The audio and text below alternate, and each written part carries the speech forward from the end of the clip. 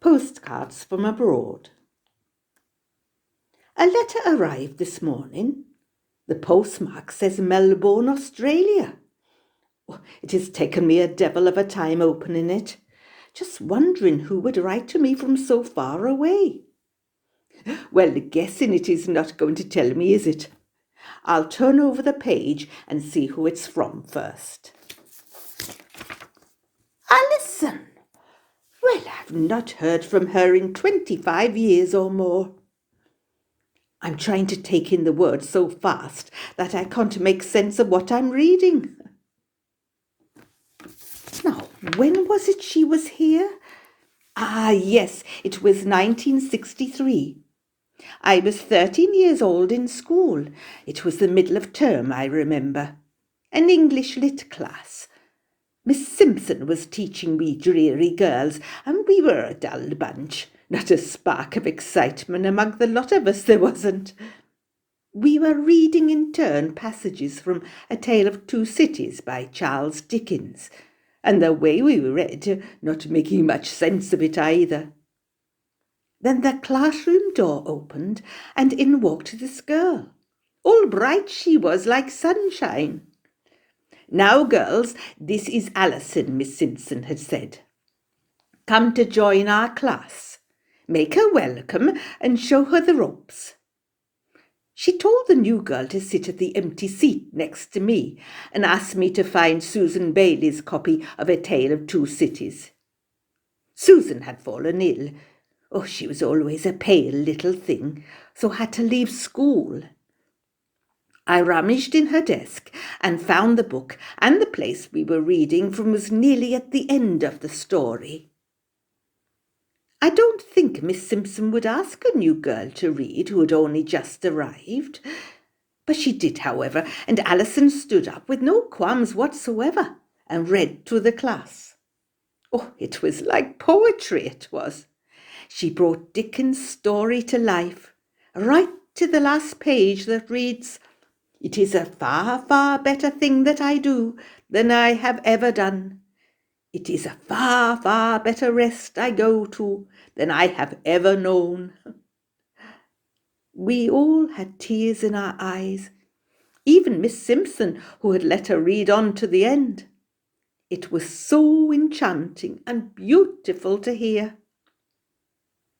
After school, I meet her by chance at the bicycle shed as I'm taking out my rusty old vicar's bike, as I call it, and she mounting a lovely brand new racer.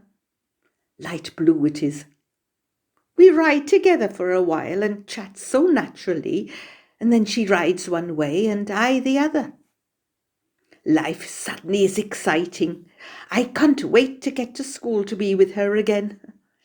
The holidays come and the days are even better because she wants to spend all the time with me. Yes, me. On sunny days, we cycle up the valley and stop for a picnic. We laugh a lot and we never stop talking.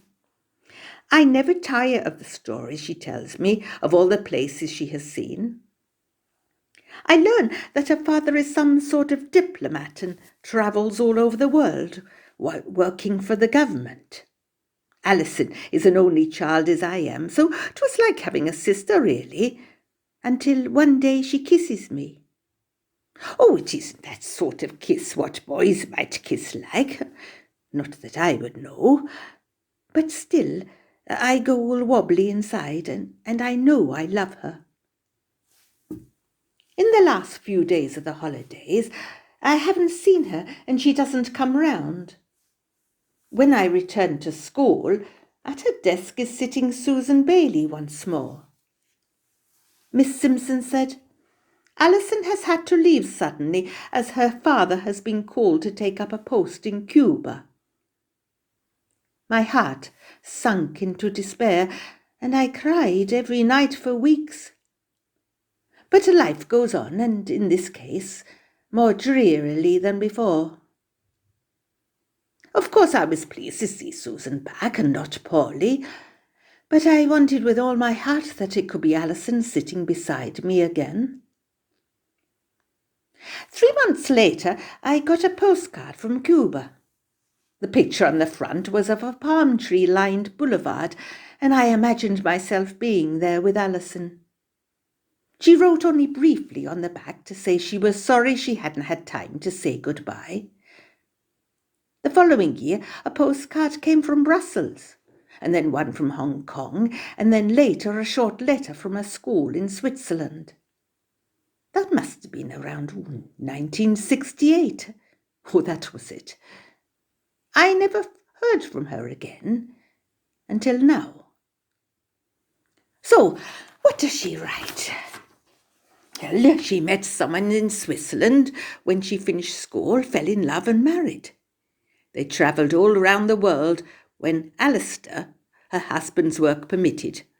However, when the firstborn came, his name was Robert, they settled in Australia. Then came two more after him, Nancy and Michael.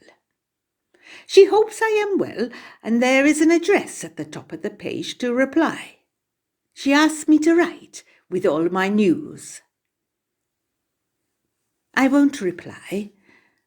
No, how can I write when all I have to say is that I left school and got a job in the local post office and stayed living with Mum and Dad? Not much happens in a small Welsh town, so nothing exciting or surprising has happened since that summer when we were together, when she lit up our tiny Welsh town and me. She won't want to hear when Mum died. I stayed to look after Dad until he passed away, and that I never met a suitable boy to marry, and that I stayed on in the house I was born in, and that I still keep her postcards on the mantelpiece.